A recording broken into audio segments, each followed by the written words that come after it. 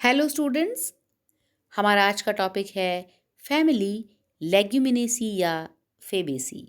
Students, जितने भी दालें हैं, पल्सेस हैं, बीन्स हैं, वो सारी की सारी हमारी लेग्यूमिनेसी फैमिली के अंतर्गत आती हैं। और इस फैमिली का नाम लेग्यूमिनेसी इसकी जो फ्रूट्स हैं, सीड पॉट्स हैं, जिसे हम लेग्यूम कहते हैं, के आधार पर रखा गया है। साथ ही साथ इस फैमिली की जो फ्लावर हैं उसके अंदर स्पेशल एस्टिवेशन पाया जाता है, जिसे हम पेपिलियोनेशियस एस्टिवेशन कहते हैं। आइए लेग्यूमिनेसी फैमिली के बारे में डिटेल में पढ़ते हैं। द फेबेसी और Leguminosae, commonly known as the legume, pea और बीन फैमिली। इस फैमिली को हम बीन फैमिली या लेग्यूम फैमिली के नाम से भी जानते हैं। It is a large and economically important family of flowering plants। हमारे जितने भी फ्लावरिंग प्लांट्स हैं उसकी इस फैमिली की बहुत अधिक आर्थिक महत्व है या इकोनॉमिकल इम्पोर्टेंस है।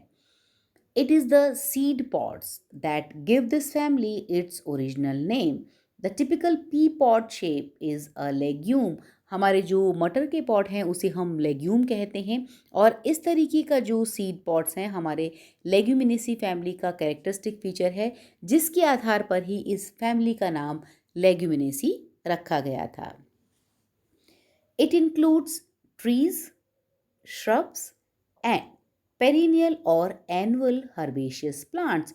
ये एक बहुत बड़ी फैमिली है और इसमें हर प्रकार के प्लांट्स पाए जाते हैं, जैसे कि ट्रीज हों, चाहे shrubs या फिर एक वर्षीय या बहुवर्षीय शाकीय पौधे। Which are easily recognized by their fruit, जिसे हम लेग्यूम कहते हैं, एंड देयर कंपाउंड और स्टिपुलेट लीव्स। और इसके अंदर जो पत्तियां हैं उसके अंदर स्टिप्यूल्स प्रेजेंट होते हैं। लेग्यूमिनेसी फैमिली है flowers of the typical P type और लेग्यूमिनेसी फैमिली के अंदर स्पेशल पी टाइप के फ्लावर्स पाए जाते हैं, जिनके अंदर पेपिलियोनेशियस जो एस्टिवेशन है वो पाया जाता है। साथ ही साथ लेग्यूम प्रकार के फ्रूट हैं और लीव्स हैं वो स्टिपुलेट हैं। इन कैरेक्टर्स पे के आधार पर हम लेग्यूमिनेसी फैमिली के प्लांट्स को आइडेंटिफाई करते हैं। Distribution of Leguminosae. The family is also known as Fabaceae. It includes 600 genera and 12,000 species। Means ये एक बहुत ही बड़ी फैमिली है। This is the second largest family of dicotyledons. इसके अंदर 12,000 से भी ज़्यादा स्पीशीज़ पाई जाती हैं। In India, the family is represented by 1100 species and 100 genera। The family divided into 3 subfamilies based upon the floral characters। हमारी जो लेग्यूमिनेसी फैमिली है इसके अंदर इतनी सारी स्पीशीज़ हैं और फ्लोरल कैरेक्टर्स में इतनी सारी वेरिएशन देखने को मिलता है कि इसे 3 सब फैमिलीज़ के अंदर डिवाइड किया गया है इनके फ्लोरल कैरेक्टर्स में डिफरेंस के आधार पर। लेग्यूमिनेसी फैमिली की 3 सब फैमिलीज़ हैं। पहला पेपिलियोनेसी, सेकेंड सब फैमिली सीजलपिनिएसी और थर्ड सब फैमिली माइमोसेसी। तो हमारी लेग्यूमिनेसी फैमिली की 3 सब फैमिलीज हुई, पेपिलियोनेसी, सीजलपिनिएसी एंड माइमोसेसी। तीनों ही जो हमारी सब फैमिलीज हैं इनके अंदर जो फ्लोरल कैरेक्टर्स हैं उसके अंदर कुछ मुख्य डिफरेंसेस हैं। सब फैमिली पेपिलियोनेसी और पेपिलियोनॉइडी। Flowers मिडनली zygomorphic. यहाँ पर जो फ्लावर्स हैं वो एक व्यास सम्मित हैं। कैलिक्स गैमोपिटेलस है या गैमोसिपेलस हैं। मीन्स कैलिक्स में जो सेपल्स हैं वो आपस में जुड़े हुए हैं।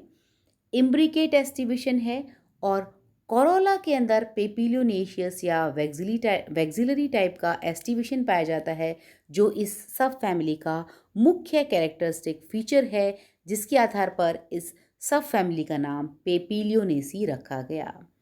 स्टेमन्स 10 और डाइडेल्फस और मोनोडेल्फस कंडीशन।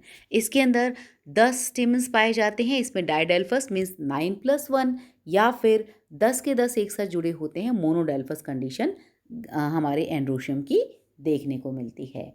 दूसरी सब फैमिली है सीजलपिनेसी या सीजल पेनियोइडी।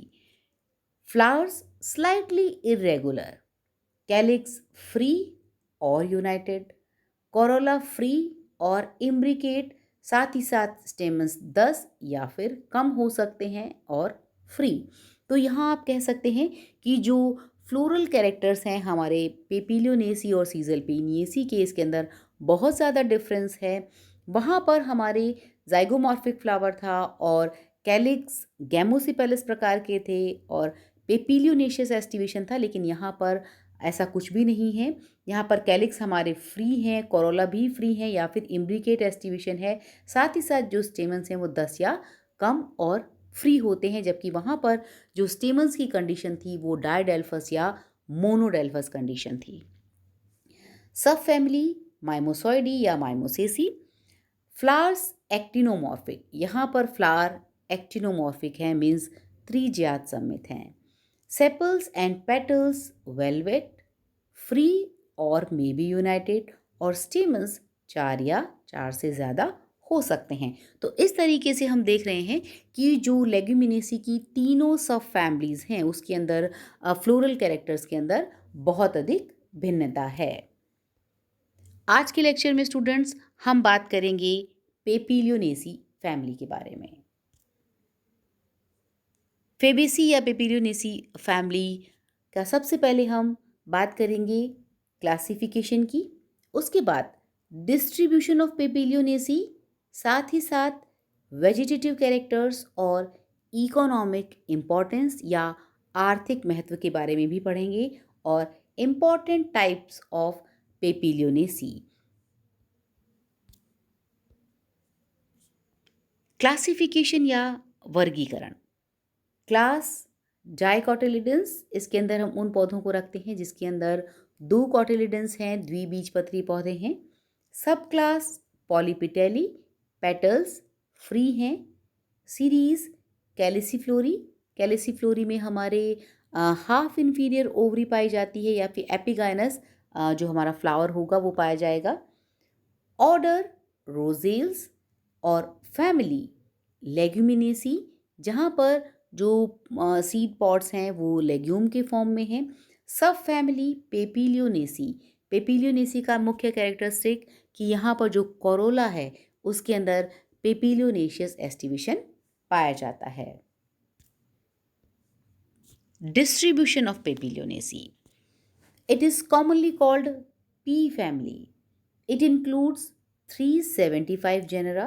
The family is represented in India by 70 genera and 754 species. तो हमारी जो पेपिलियोनेशियस फैमिली है उसके अंदर भी लगभग 375 जनरा है, जिसमें से 70 जनरा हमारे इंडिया में पाए जाते हैं और 754 species.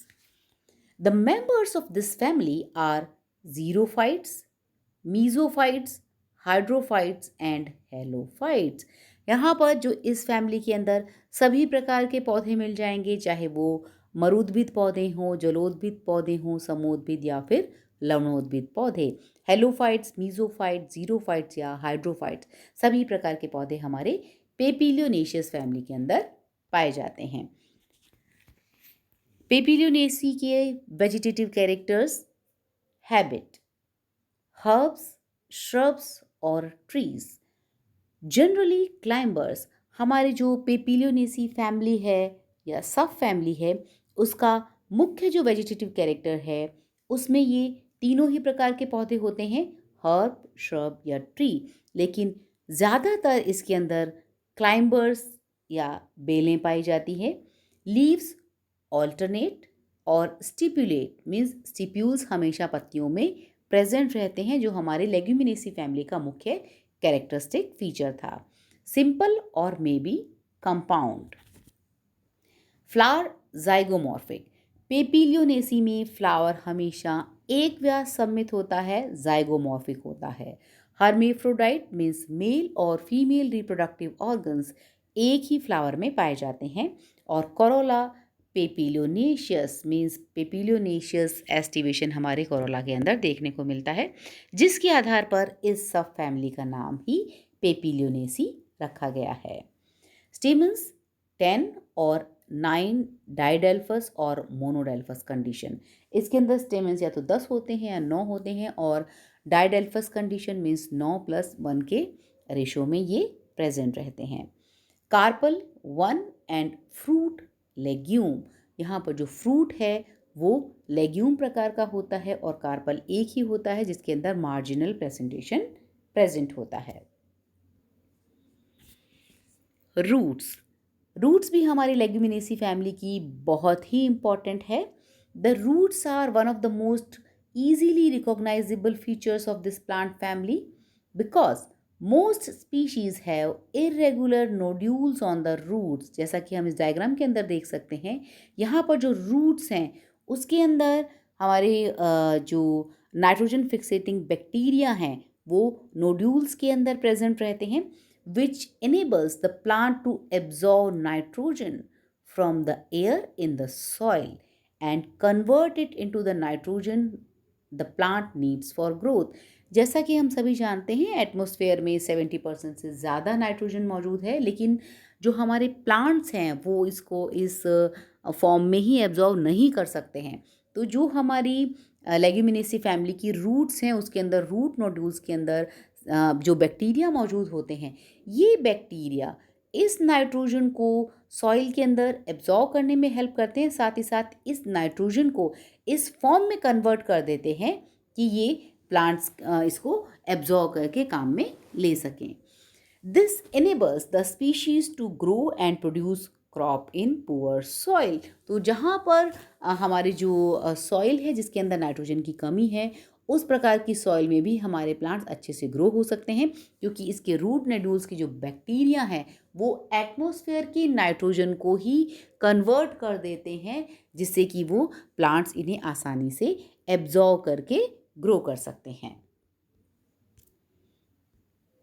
स्टेम हर्बेशियस और वुडी, हमारा जो अगर प्लांट ट्री है, हमारे लेग्यूमिनेसी फैमिली का जो प्लांट है अगर वो ट्री है तो इसका स्टेम वुडी होगा, लेकिन अगर क्लाइंबर है, श्रब है, हर्ब है तो हमारा जो स्टेम होगा वो हर्बेशियस होगा।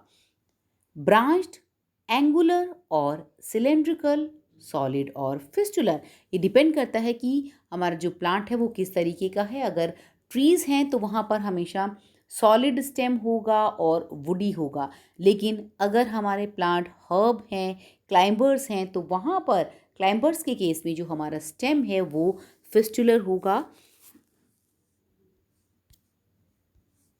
अब हम स्टूडेंट्स बात करते हैं लेग्यूमिनेसी या पेपिलियोनेसी फैमिली के लीव्स के बारे में।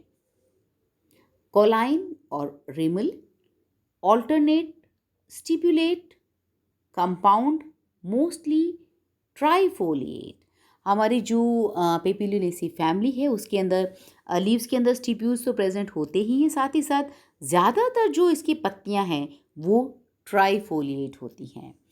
मॉडिफाइड पार्टली और होली इनटू टेंड्रिल्स, और ये जो पत्तियां हैं अगर हमारी बेलें हैं तो इसके अंदर पत्तियां कभी कभी टेंड्रिल्स या प्रतान के अंदर भी कन्वर्ट हो जाती हैं, जैसा कि हम लेथाइरस या पाइसम यानी कि मटर के अंदर देखते हैं।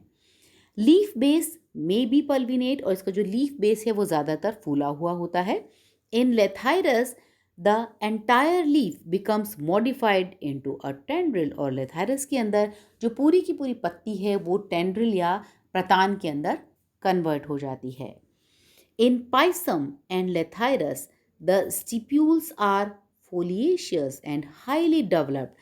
जो स्टिप्यूल्स हैं पत्ती के वो फोलिएशियस होते हैं, मीन्स पत्तीनुमा होते हैं। तो स्टिप्यूल्स पत्ती के आकार के होते हैं और पत्तियां हमारी कभी कभी प्रतान के अंदर कन्वर्ट हो जाती हैं। तो ये हमारे पाइसम और लेथाइरस के अंदर जो फोलिएशियस स्टिप्यूल पाया जाता है ये इसका कैरेक्टरिस्टिक फीचर है। In Pisum and Vicia the leaflets are modified into tendrils, और इसी तरीके से जो लीफलेट्स हैं वो टेंड्रिल्स या प्रतान में भी कन्वर्ट हो जाते हैं। In Desmodium gyrans the two lateral leaflets perform autonomous movement. Telegraph पादप के बारे में आपने सुना होगा, जिसके अंदर पत्तियां मूवमेंट करती हैं, ऑटोनोमस मूवमेंट देखने को मिलता है, तो ये हमारा डेस्मोडियम गायरेंस भी हमारे पेपिलियोनेसी फैमिली के अंतर्गत आता है। टेलीग्राफ या Desmodium गायरेंस, a rare plant that moves similar to the more common sensitive plants। Movement of plants के अंदर हमने पढ़ा है, उसके अंदर डेस्मोडियम गायरेंस या टेलीग्राफ पादप का नाम हम सभी ने पढ़ा है। इसके अंदर जो पत्तियां हैं वो मूव करती हैं और जो मूवमेंट है वो इतना फास्ट होता है कि हम उसे आसानी से देख सकते हैं, इसीलिए टेलीग्राफ प्लांट को डांसिंग प्लांट भी कहा जाता है। The leaves of this species are constantly moving under the influence of light and vibration। Light के डायरेक्शन में ये पत्तियां मूव करती हैं और this movement goes so fast that it is visible to the naked eye। और light के और इसकी जो वाइब्रेशन है उसके आधार पर जब पत्तियों का जो मूवमेंट होता है वो इतना फास्ट होता है उसे हम आसानी से देख सकते हैं, इसीलिए इस प्लांट को हम डांसिंग प्लांट भी कहते हैं। और जो प्लांट मूवमेंट्स के बारे में हम पढ़ते हैं उसके अंदर टेलीग्राफ जो पादप है उसका नाम भी लिया जाता है। तो ये डेस्मोडियम गायरेंस भी हमारे पेपिलियोनेसी फैमिली का मेंबर है। इस डायग्राम में हम डिफरेंट प्रकार की लीव्स देख सकते हैं डेस्मोडियम गायरेंस। साथ ही साथ ये देखिए फोलिएशियस स्टिप्यूल दिखाया गया है। पायसम या मटर के अंदर इस तरीके से हमारे जो स्टिप्यूल्स हैं लीव्स की वो पत्ती नुमा हो जाते हैं, फोलिएशियस हो जाते हैं, जो बिल्कुल पत्ती जैसे लग रहे हैं। तो ये हमारा कैरेक्टरिस्टिक फीचर है पायसम का। ये देखिए इस डायग्राम के अंदर हम देख सकते हैं कि ये हुआ फोलिएशियस स्टिप्यूल। साथ ही साथ ये जो पत्तियां हैं इसके अलावा पत्तियां हमारी प्रतान या टेंड्रिल्स के अंदर कन्वर्ट हो गई हैं। लेथायरस में भी हम बिल्कुल साफ देख सक रहे हैं कि ये टेंड्रिल या प्रतान मौजूद है और जो लीफ बेस है वो पल्बिनेट है, काफ़ी चौड़ा और फूला हुआ है। इसी तरीके से ग्लाइसिन मैक्स के अंदर हम ट्राइफोलिएट लीव्स देख सकते हैं। ट्राइफोलिएट लीफ भी हमारे पेपिलियोनेशियस फैमिली का मुख्य कैरेक्टर है। तो इस प्रकार से बहुत सारे प्रकार की जो पत्तियां हमारी पेपिलियोनेशियस फैमिली के अंदर पाई जाती हैं उसे हम इस स्लाइड में देख सकते हैं। स्टूडेंट्स, अब हम बात करते हैं फ्लोरल कैरेक्टर्स की। सबसे पहले इन्फ्लोरेसेंस या पुष्पक्रम। रेसिमोस रेसीम, ज़्यादातर हमारे पेपिलियोनेशियस फैमिली के अंदर रेसिमोस इन्फ्लोरेसेंस पाया जाता है। Rarely solitary axillary flower. Flowers mainly zygomorphic, यहाँ पर ज़्यादातर जो फ्लावर है वो एक व्यास सममित है। हर्मेफ्रोडाइट मीन्स मेल और फीमेल फ्लावर एक ही फीमेल जो पार्ट हैं वो एक ही फ्लावर के अंदर मौजूद होते हैं। पेडिसिलेट, फ्लावर के अंदर पेडिसिल प्रेजेंट होती है। स्लाइटली पेरीगाइनस, पेरीगाइनस या एपिगाइनस कंडीशन होती है हमारे लेग्यूमिनेसी फैमिली के अंदर। Complete and pentamerous flower. The papilionaceous corolla is typical, इस प्रकार के कोरोला की वजह से ही हमारी इस सब फैमिली का नाम पेपिलियोनेसी रखा गया है। तो इस सब फैमिली के अंदर जो भी प्लांट्स हैं उन सभी के अंदर कोरोला के अंदर जो एस्टिवेशन होगा वो पेपिलियोनेशियस प्रकार का होता है। The floral characters are rather uniform, और ज़्यादातर बाकी जो उसके फ्लोरल कैरेक्टर्स हैं वो बिल्कुल समान होते हैं। इन्फ्लोरेसेंस, यहाँ पर आप देख सकते हैं रेसिमोस, रेसीम इन्फ्लोरेसेंस या फिर सोलिटरी इन्फ्लोरेसेंस हमारे पेपिलियोनेसी फैमिली के अंदर पाया जाता है। इंडिविजुअल फ्लावर में हम बात करें कैलिक्स की, सेपल्स 5, क्योंकि ज़्यादातर पेंटामेरस फ्लावर हमारे पेपिलियोनेशियस फैमिली के अंदर मिलते हैं। गैमोसेपेलस, सेपल्स आपस में जुड़े हुए होते हैं। ऑड सेपल एंटीरियर और सेपेलॉइड। असेंडिंग इम्ब्रिकेट एस्टिवेशन पाया जाता है। कोरोला, पेटल्स 5, पॉलीपिटेलस, पेटल्स फ्री होते हैं। पेपिलियोनेशियस या वैक्सिलरी एस्टिवेशन एक स्पेशल प्रकार का इन्फ्लोरेसेंस है और ज़्यादातर एग्जाम में इसका क्वेश्चन भी पूछा जाता है। Posterior petal outer most and large the वेक्सिलम और स्टैंडर्ड। अगर हमारे एग्जाम में क्वेश्चन आता है कि व्हाट इज पेपिलियोनेशियस एस्टिवेशन या पेपिलियोनेशियस कोरोला, तो हमें इसे डिटेल में लिखना होगा, जिसके अंदर हम लिख सकते हैं कि इसमें 5 पेटल्स पाए जाते हैं। पांचों में से जो आउटर मोस्ट पोस्टीरियर पेटल है वो सबसे बड़ा होता है, जिसे हम वेक्सिलम या स्टैंडर्ड कहते हैं। Next to lateral ones the wings. इसके अलावा जो 2 पेटल्स हैं, जो लेटरल 2 पेटल्स हैं, उसे हम विंग्स कहते हैं और एले। And the 2 anterior and innermost united to form a boat shaped structure, the keel और कैरिना।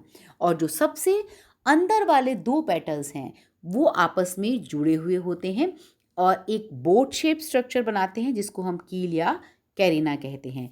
डिसेंडिंग इम्ब्रिकेट और वेक्सिलरी एस्टिवेशन कहलाता है। तो पेपिलियोनेशियस एस्टिवेशन के अंदर हम डायग्राम में देख सकते हैं क्लियरली।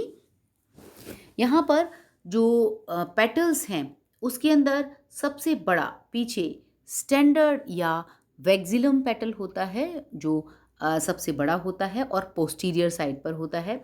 इसके बाद में 2 पेटल्स होते हैं जो लेटरल साइड पर लगे रहते हैं, जिसे हम विंग कहते हैं। और इसके नीचे वाले 2 जो सबसे इंटीरियर साइड पर हैं और सबसे छोटे हैं, इनर मोस्ट पेटल्स हैं, वो आपस में जुड़े हुए होते हैं, जिसे हम कील कहते हैं। ये देखिए अलग अलग पार्ट्स दिखाए गए हैं। पेपिलियोनेशियस जो इन्फ्लोरेसेंस है उसके अंदर सबसे ऊपर वाला पेटल को अगर हम अलग करें तो उसको हम वेक्सिलम या स्टैंडर्ड कहेंगे। साइड वाले जो 2 हैं जिसे हम विंग कहते हैं वो इस तरीके से दिखाई देते हैं, और अगर हम इसका डायग्राम बनाए तो इस तरीके से हम शो कर सकते हैं ये 2 लेटरल विंग्स।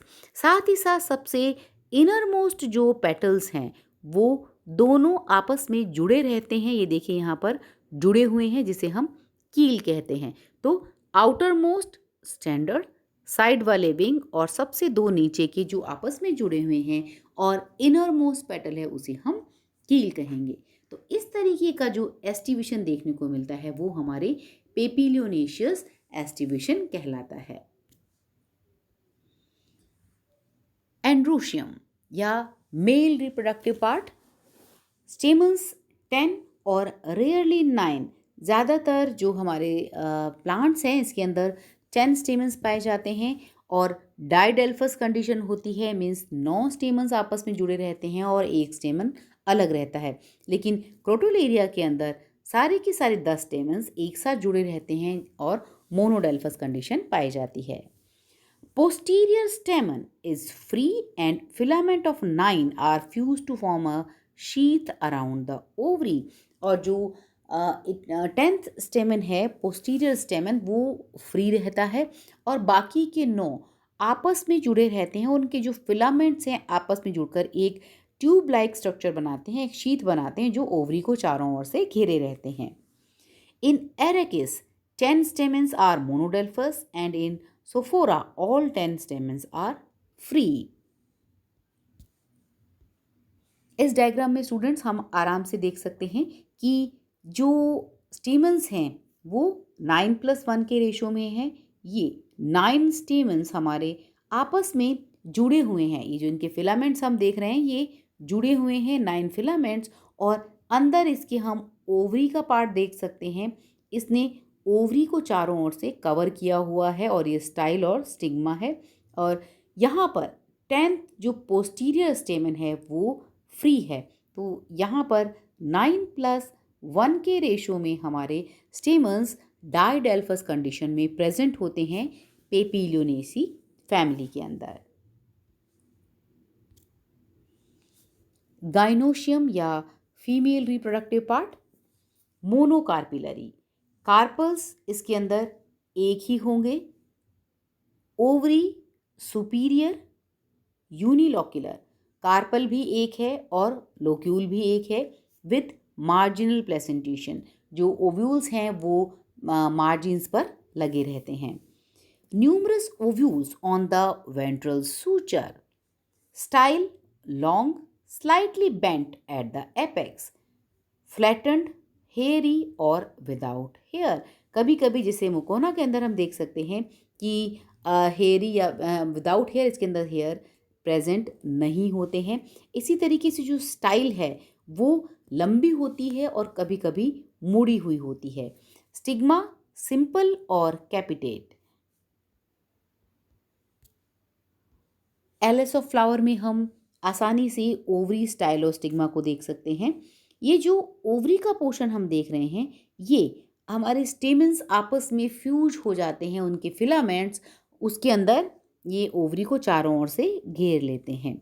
और स्टाइल और स्टिग्मा, तो सिर्फ स्टिग्मा और स्टाइल का थोड़ा सा पोर्शन बाहर की ओर निकला रहता है। बाकी जो ओवरी का पोर्शन है वो हमारे फ्यूज्ड स्टेमन्स के अंदर की ओर प्रेजेंट रहता है। एलिस ऑफ ओवरी का अगर हम एलिस काट कर देखें तो इस तरीके से देख सकते हैं। जो मटर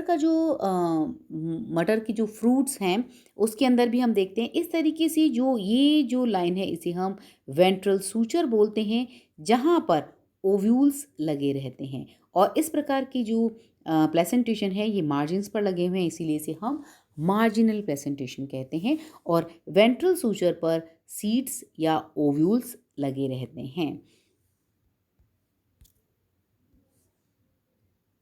ये है हमारा पाइसम सेटाइवम का प्लांट, जिसके अंदर आपको सारे वेजिटेटिव कैरेक्टर्स दिखाई दे रहे हैं।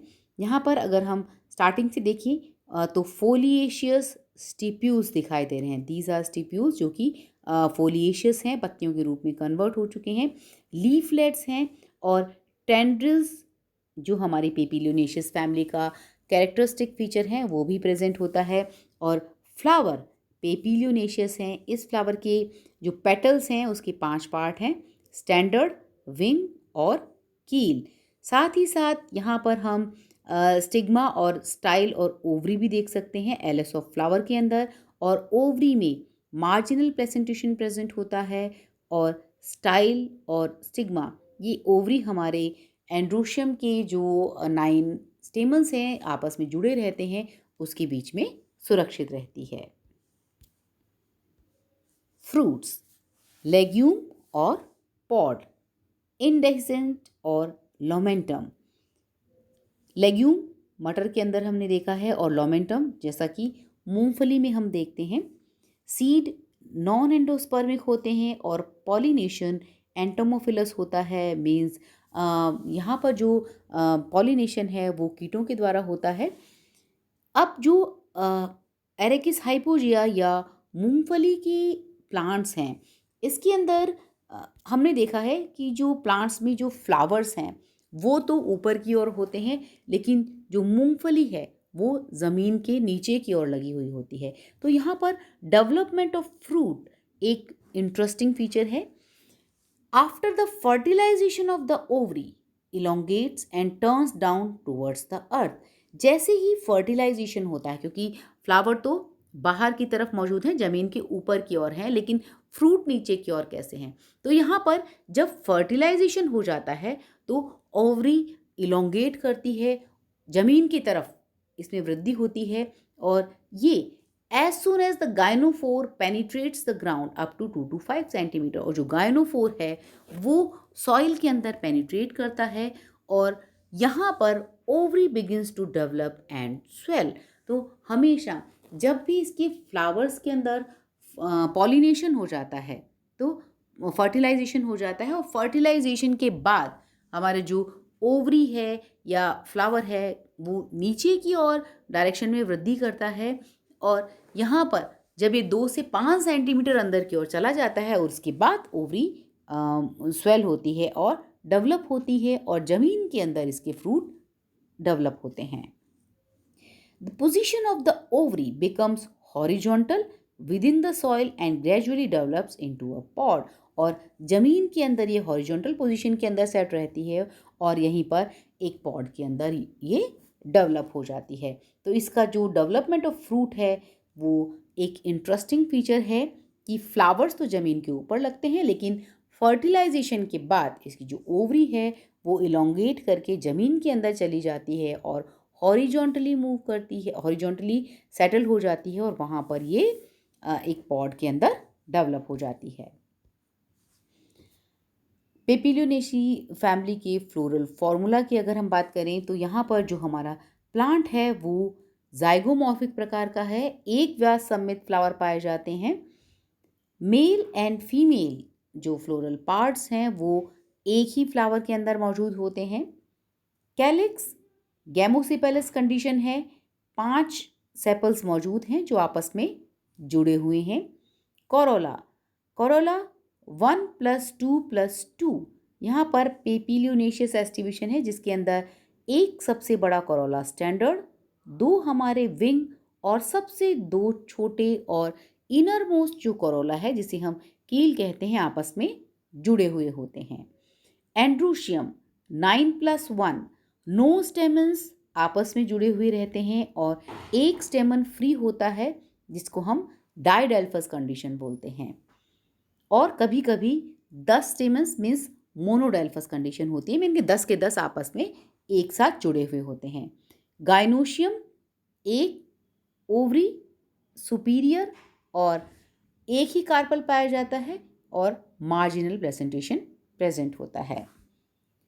फ्लोरल डायग्राम ब्रैक्ट प्रेजेंट है। सेपल्स गैमोसिपेलस कंडीशन है, 5 सेपल्स हैं आपस में जुड़े हुए हैं।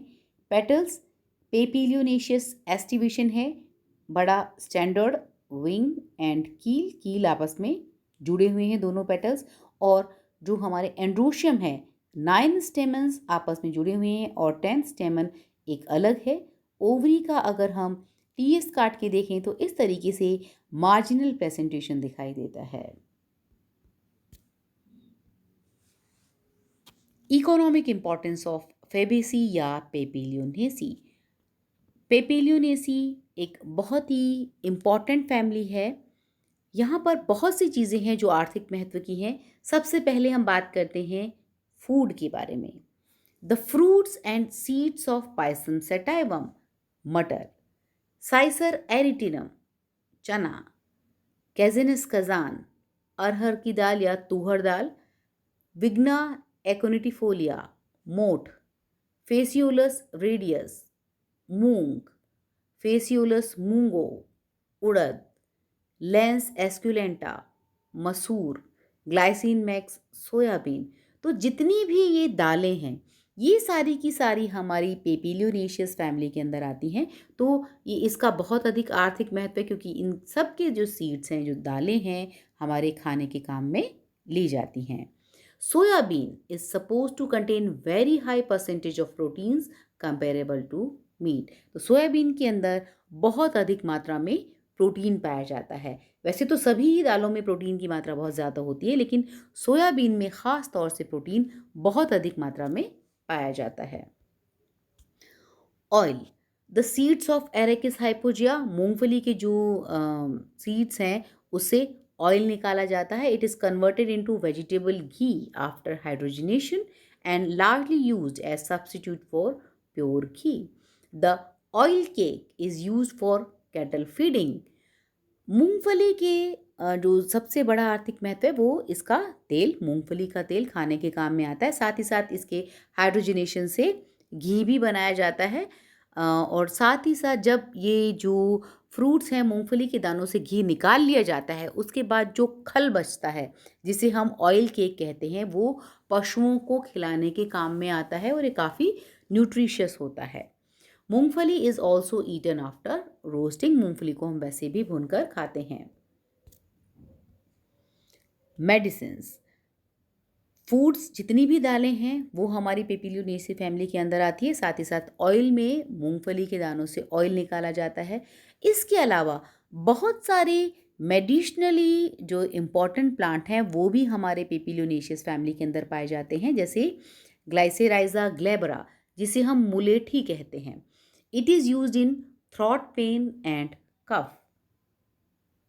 Physostigma venenosum has several alkaloids and sometimes used as eye ointment.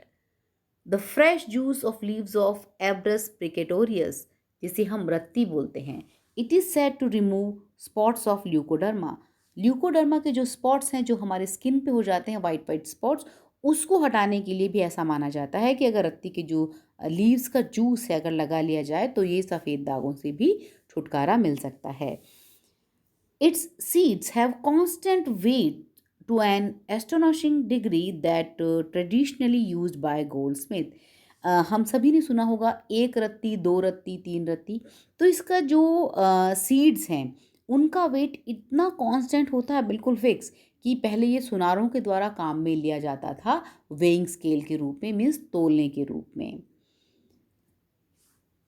Cyamopsis tetragonoloba seeds are laxative, stimulant and produce a colorless essential oil।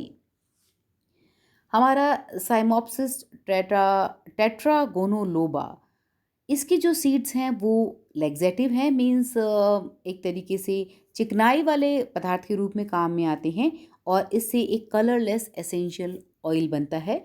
The juice of Sesbania grandiflora flowers is said to improve I site.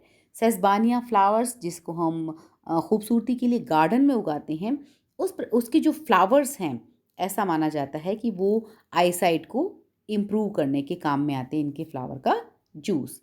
तो इस तरीके से हमारी जो पेपिलियोनेसी family है उसकी कुछ medicinal importance भी है। साथ ही साथ फाइबर्स भी हमारे पेपिलियोनेसी फैमिली के प्लांट से मिलता है। क्रोटोलेरिया जुन्सिया या sunn hemp yields fibers which are used for making rope, mat, chorus canvas, sacks, net, etc. It is a blast fiber।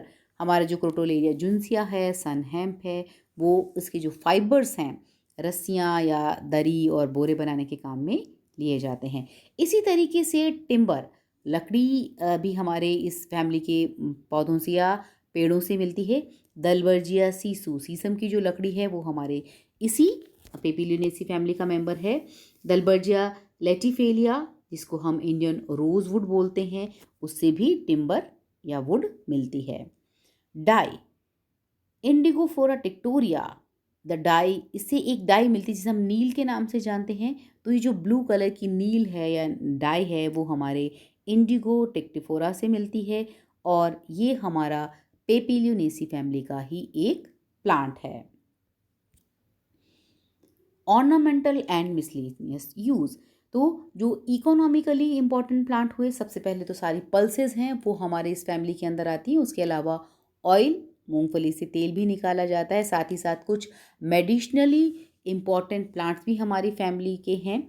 इसके अलावा टिम्बर्स और डाई भी इस फैमिली से बनी। साथ ही साथ कुछ जो प्लांट्स हैं उसके फ्लावर बहुत खूबसूरत होते हैं, जैसे कि लेथाइरस, क्लाइटोरिया, सेस्बाइना, लूपिनस, जेनिस्टा, रोबीनिया, ये जो सारे फ्लावर्स हैं ये ऑर्नामेंटल प्लांट्स के रूप में गार्डन में उगाए जाते हैं।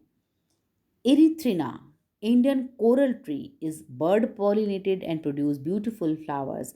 और इसी तरीके से जो एरिथ्रिना है उसके फ्लावर्स भी बहुत खूबसूरत होते हैं और जो ऑर्नामेंटल वैल्यू रखते हैं। Gum is also obtained from Butea monosperma and Petrocarpus Butea monosperma। Because of root nodules, many plants of this family can enrich the soil with fixed nitrogen। जैसा कि हमने वेजिटेटिव कैरेक्टर्स के अंदर पढ़ा था कि लेग्यूमिनेसी फैमिली की जो रूट्स हैं उसके अंदर नोड्यूल्स प्रेजेंट होते हैं और इन नोड्यूल्स में नाइट्रोजन फिक्सेटिंग बैक्टीरिया मौजूद होते हैं जो एटमॉस्फेयर की नाइट्रोजन को नाइट्रेट्स के अंदर कन्वर्ट कर देते हैं और इन नाइट्रेट्स को हमारे प्लांट्स एब्जॉर्व करते हैं और ग्रोथ करते हैं। तो इस तरीके से जब हमारे प्लांट्स रूट नोड्यूल्स में जो बैक्टीरिया प्रेजेंट हैं वो हमारी सॉइल की फर्टिलिटी को भी बढ़ाते हैं, इसीलिए इन प्लांट्स को क्रॉप रोटेशन के काम में भी लिया जाता है। मीन्स हमारे जो किसान हैं वो कुछ साल क्रॉप उगाने के बाद एक साल यहाँ पर 1 या 2 साल अपने खेतों में ये पल्सेस या लेग्यूमिनेसी फैमिली के प्लांट्स को ग्रो करते हैं ताकि इससे सॉइल की फर्टिलिटी बढ़ती है, क्योंकि इसके जो रूट नोड्यूल्स हैं वो नाइट्रोजन फिक्सेशन का काम कर देते हैं। तो सॉइल हमारी एनरिच हो जाती है, दूसरे प्लांट्स को भी ग्रो करने में हेल्प करती हैं। इसीलिए क्रॉप रोटेशन में भी हमारे जो पेपिलियोनेसी फैमिली है बहुत अधिक महत्व रखती है अपने रूट नोड्यूल्स में प्रेजेंट बैक्टीरिया की वजह से।